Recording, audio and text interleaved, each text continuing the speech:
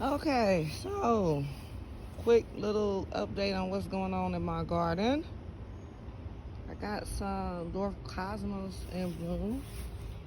They are so pretty, so pretty. That is so beautiful. And some cousins on the way. Uh, got some peaches growing. Not a ton, but I'll get a couple off my first year with a peach tree. About 2 or 3. Hopefully next year there'll be plenty more. Hey, over here in this bag, I have red habanero peppers and a little cilantro. Or is that parsley? I can't remember. Tempiano serrano peppers. Just actually are recovering and looking a lot better than they did a couple days ago. And I thought they was gonna die. They in poor soil. So experiment with them to see what I can actually grow in instead of continuously buying potting soil and peat moss. And I want to see what my soil is actually capable of that I have. And this bed is California Wonder bell peppers. I got everything covered, y'all, because my groundhog don't want me to have a garden no more. If you see that pretty Swiss chard, so pretty. And this is cauliflower. It's a golden variety called Clementine, I do believe. I've got a few carrots starting to shoot up over here. I got them planted near all these big old bushy broccolis. Help keep it cool. I got a banana pepper plant in there. Also starting to look a lot better. Didn't think it was gonna make it. And here I have more Swiss chard. How pretty it is when I can uncover it. I wish I could uncover it and show you my garden's true beauty. But nope. I got some onions in this bed also that I planted from seed. I got some carrots coming up there too. Hey, that is a nasturtium. Of course. This is a bed of brassicas without a nasturtium in it. I have a cabbage right here. I actually started this from seed. I tried this, I always every year try to start cabbage from seed and I'm never successful. This is the only one that came up. So I planted her. Back here I have Adirondack blue potatoes, which I just healed yesterday. Mind you, these potatoes have been growing for only 2.5, 3 weeks tops from seed potato. And that little pot is a little chamomile, some weeds. Over here I have some asparagus, more cabbage, and that's a basil over there. See if you can see that asparagus. More broccoli. You see the smaller ones are where my groundhog got in and ate and tried to clear them out. Oh, I need to water my other grapevine. Over here I have a grapevine that was starting to bud, and then it got cut with a weed whacker. It will. Over here I have Brussels sprouts. They are a purple variety. And then this, let's see, Brussels sprouts. And then this is sage.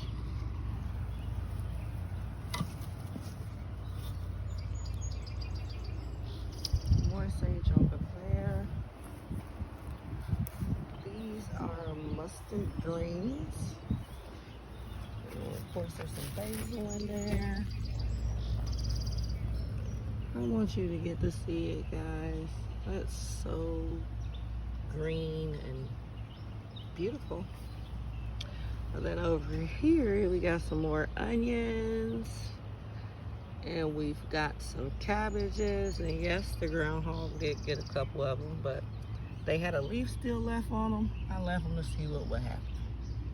Hey, that's a volunteer tomato plant right there. It sure is. From last year. There's two of them in there. So yeah, over there also I have some turnips in the front.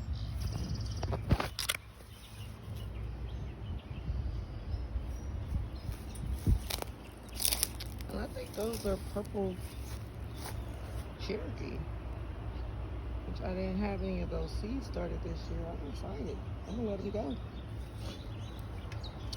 Over here I have peas, but again, the groundhog, if these were full of peas, he ate them.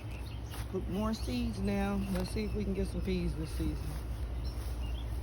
These are my strawberries. Went nuts. I cut these back so far, and I cannot believe that they have grown this much already.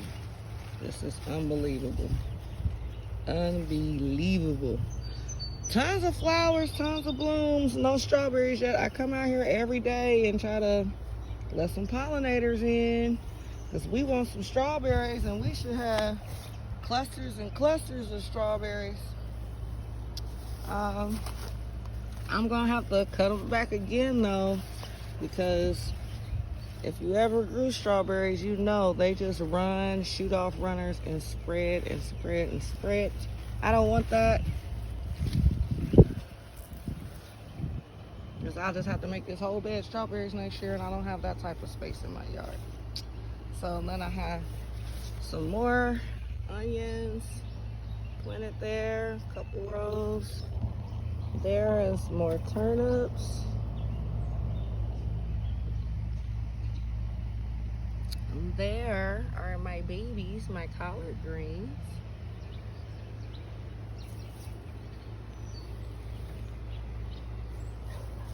Then over here I have some celery on this trellis. I just planted some bush cucumber plants that will climb that trellis and look really pretty.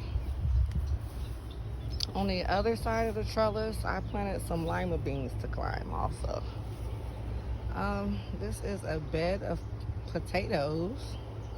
So I'm doing some in a bag, and I have some in my raised bed.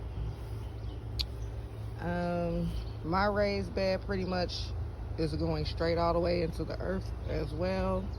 There's no liner underneath of it, anything like that. So, and then I have some onions in here also. I want enough onions to last me for quite a while.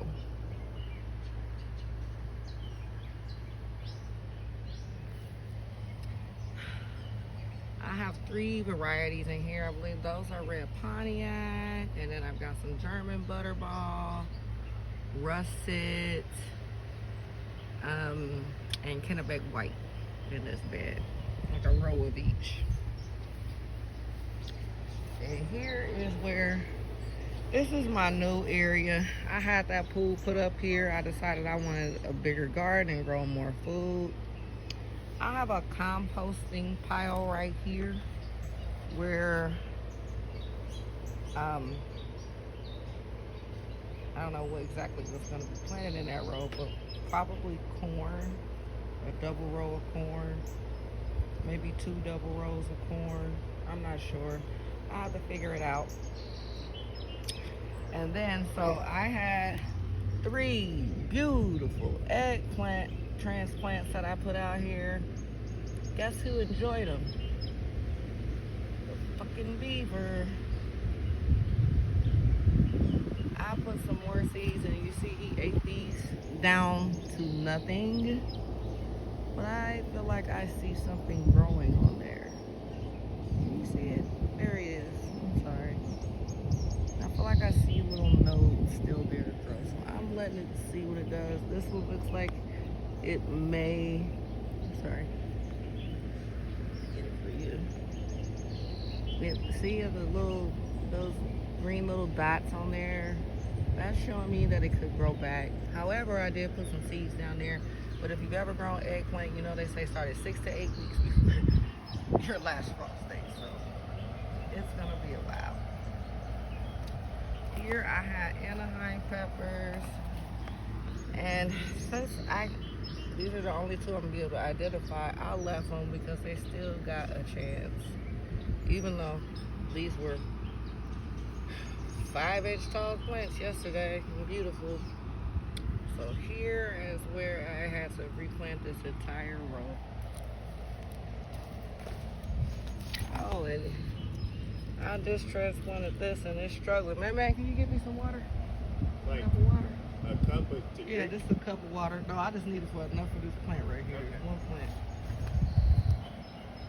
And yeah, so it just got transplanted there. Even though they're hardened off, they've been outside for weeks. This is a good spot for them. So to this bed, all I've really been doing is because it has been covered and it had all kind of life underneath of it. When I moved the tarp from snakes to worms to everything else, the ground is really soft. It's really good soft soil, and it's been mixed with sand, so it's not clay, because of course underneath the pool there was a layer of sand. And so I've just been adding compost to the pile to add nutrients to it. And then over here, I have some stuff growing. Thank you.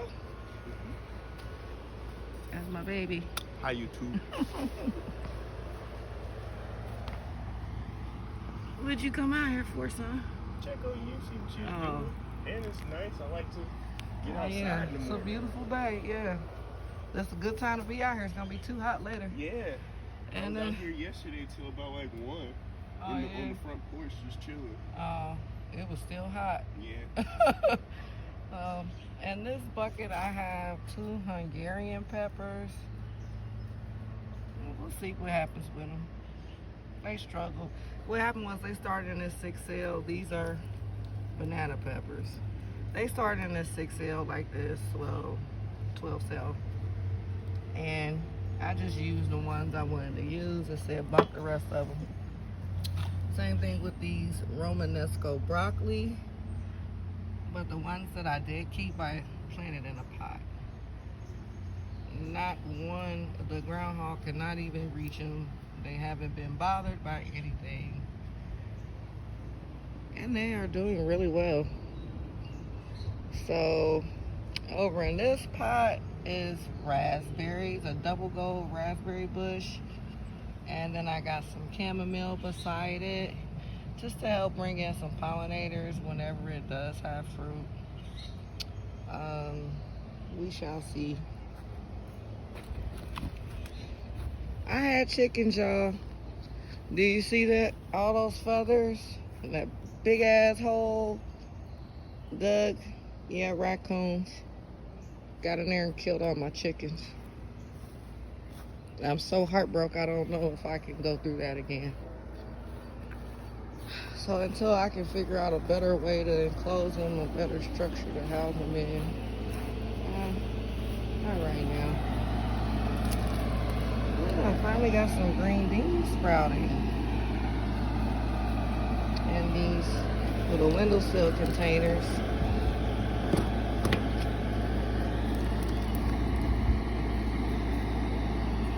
I could have swore this had 2 in there yesterday. Maybe not. And then over here, I have some romaine. And all 3. So I've got 4 seeds in each of these. So that's 12 green beans there. I also have a row of green beans in that bed that has not. I just put in the seeds a couple days ago, and a row of cowpeas. And these are my tomatoes. Groundhog damage there, groundhog damage there. But they still have some leaves, so they'll be all right. They'll come back. I'm not gonna do anything to them. This is a Brandywine tomato. Brandywine. This is a variety called Black Krim. That's a black Hungarian pepper.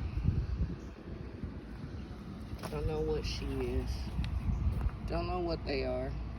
Unfortunately, they got 8 and I had to replace them with something I had unlabeled just to fill up the spot. And then eventually I planted some sunflower seeds there and on that end just to bring in some beauty and pollinators. I have a cherry tree. Even the birds have been getting onto my cherry tree.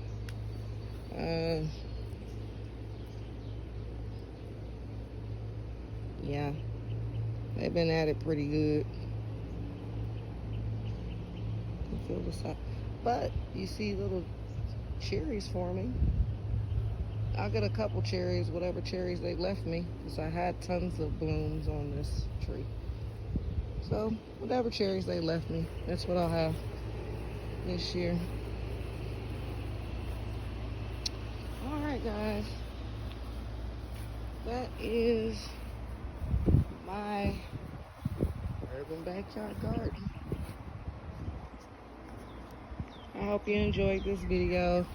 If you found it helpful, if you liked the video, if you want to see more videos or more updates about my little backyard urban garden, I live in the middle of the city. As you can see, my neighbor's right there. I got neighbors all around me, and I still grow a lot of my family's food. So follow me for more tips and more garden updates. Thank y'all. Have a blessed day and happy growing.